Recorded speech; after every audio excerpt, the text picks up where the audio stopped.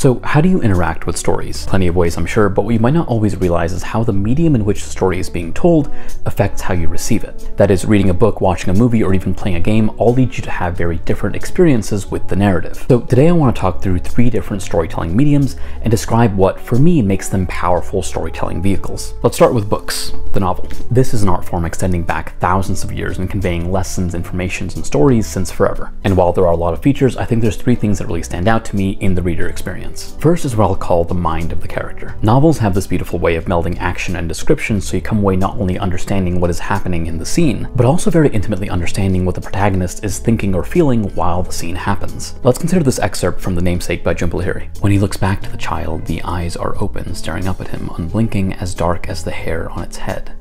The face is transformed. Ashoka's never seen a more perfect thing. He imagines himself as a dark, grainy, blurry presence, as a father to his son. Again, he thinks of the night he was nearly killed. The memory of those hours that have forever marked him flickering and fading in his mind. Being rescued from that shattered train had been the first miracle of his life. But here, now reposing in his arms, weighing next to nothing but changing everything, is the second. See, with those descriptions, we can clearly picture Ashoka staring down at his child like we would see in a movie. But with the prose here, we can also follow his stream of consciousness. And those thoughts take us through the experience of meeting his son, imagining what he looks like to him, moving decades into the past for one other life-defining moment, and then recontextualizing this new moment in that memory. That is, with the prose, we feel like we are in his mind, experiencing everything in the moment as he is. Conveying all that through visuals would be much harder to do in a movie, where we'd likely just see Ashoka holding his child. That is powerful in its own way, but we wouldn't get as detailed of a stream of consciousness. So this is a unique power of books. Second thing I'll point out about books, depth of detail. Movies are short and need to keep the pace moving. They could give us introductory shots exploring a new locale, but we can't spend much time exploring the background because usually we're in the service of where the protagonist is going. Books, on the other hand, rely on describing everything in detail so that we can actually pause and focus on little things. I'm gonna pull out Charlotte Simmons again, this is why I had this here, and let's read an excerpt where our protagonist discovers a hotel atrium for the first time. Her eyes swept upward. The entire core of the building was a vast empty space, circular, bounded by rings and balconies and windows,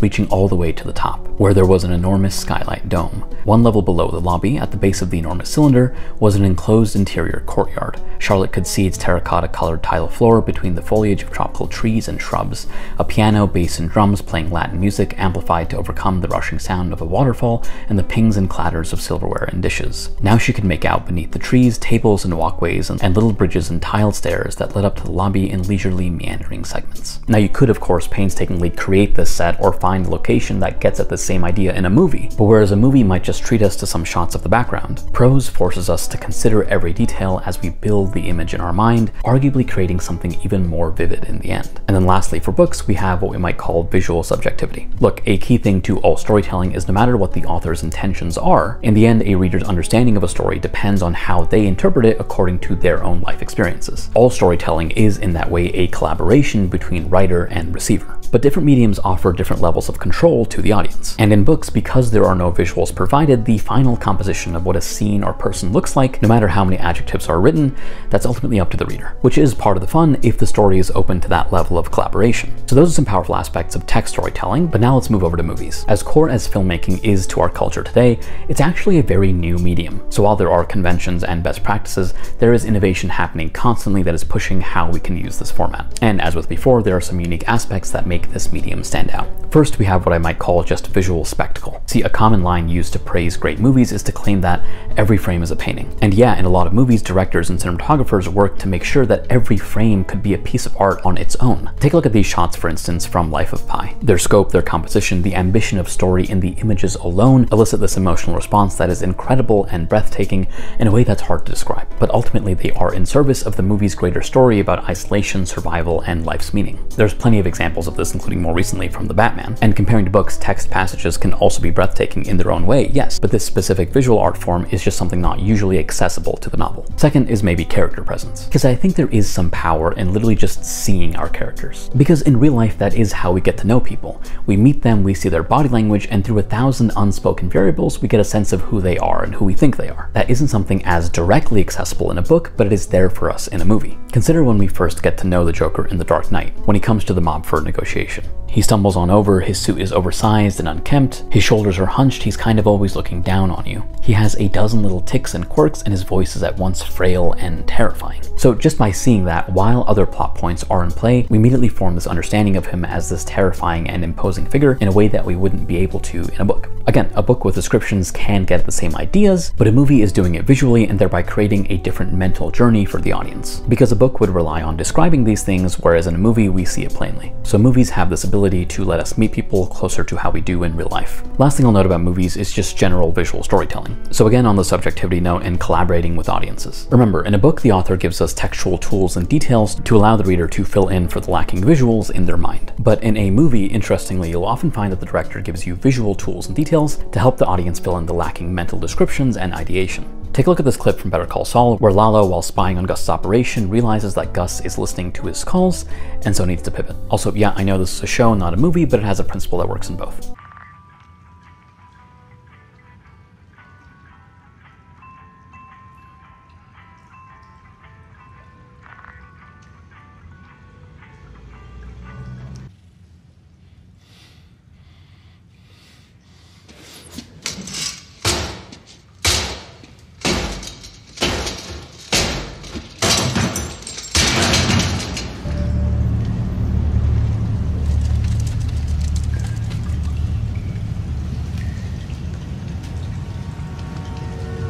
So we're given no overt description of what Lalo is thinking, which is how a book might do it, but we are getting a vast wealth of information visually. When the phone begins clicking, we see his shock and fear and understand that he didn't expect this. Him smashing the chair tells us quite clearly how frustrated this makes him, and then the most brilliant moment here comes with Lalo noticing a cockroach crawl by, and then a shot of him thinking about something. Now, this is so subtle, but it's actually a callback to when Lalo in the prior season described Saul as a cockroach. Your man, he's like the cucaracha. You know, born survivor. And so the shot of a cockroach here paired with his reaction tells the audience something very specific. That upon seeing the cockroach, Lalo is reminded of Saul, and here in this moment he realizes and then decides that he can use Saul in his pivot to overcome Gus. Remembering the namesake example earlier, in a book we would have walked through that entire stream of consciousness, whereas here the idea is that the visuals are giving you enough information for you to come to that realization on your own. So visual storytelling is again collaborative with the audience, but it depends on the audience correctly taking the seeds and landing on the right conclusions.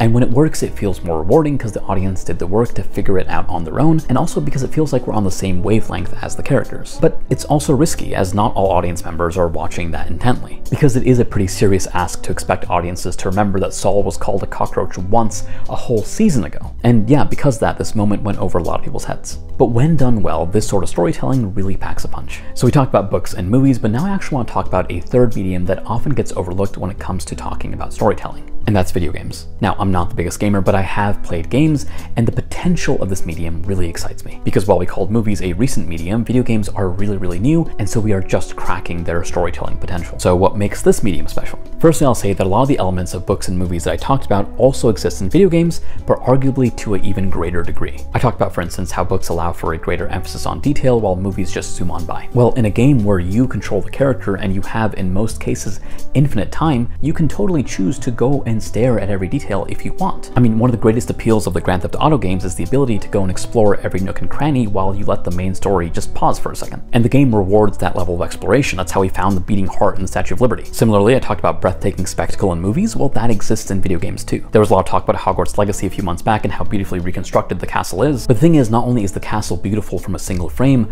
but you can move closer to it, farther to the right, to the left. The spectacle is even more beautiful because of all the different ways in which you can interact with it. And then, of course, with cutscenes, everything I said about visual storytelling also applies here. But I think the most interesting aspect of video games as a storytelling medium is where we, the audience, sit in relation to the protagonist. Because look, in a movie, we essentially take the space of the camera. That is, we come to know a character, their feelings and thoughts, much as how we would know someone in real life.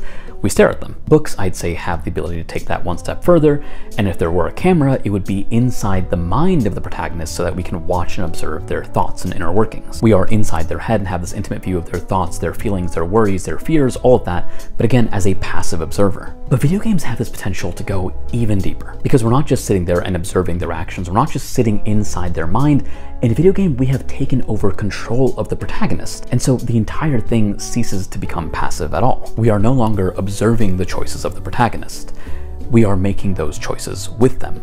Their choices become our choices. And this opens up a fascinating new dimension of storytelling. I remember the very controversial No Russian mission in Call of Duty Modern Warfare 2, where the players put on the bad guys' team, walked into a public place, and then expected to attack everyone. In a movie or a book, this scene might play out even in the POV of the main character, and we, the audience, would come away thinking how horrible it is that that character did that. But in a game, if you played along, you would come away thinking, I did this. How horrible am I for having done that? And so just by giving us a couple buttons, games allow us to wrangle with story choices in a way that arguably books and movies can never do. And that's a huge part of the fun of games. I remember playing Kingdom Hearts back in the day and my parents looking at the screen at Sora running around and saying, hey, what's that guy doing? And I would correct them and say, no, that's me.